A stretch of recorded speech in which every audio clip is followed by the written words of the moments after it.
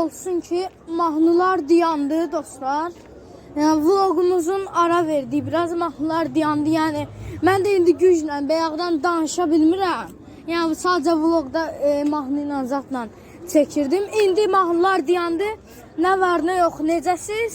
Yaxşısınız, inşallah yaxşı olarsınız. Videoyu like eləyib aşağıdan kanala abunə olmağı unutmayın. 2 ay sonra ilk vlog videosu təzədən qayıtdı. Kanala abunə olun, like atın. Nəysə, gəlin biraz özümüz üçün gezək. Özdə sizə birazdan dronla zatda bir də içəriyi göstərəcəm. İndi baxarsınız qəşəng.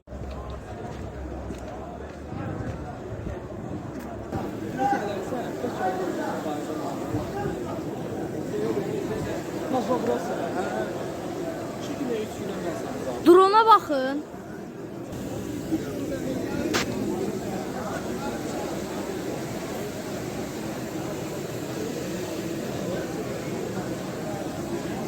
De manyak dron gelir.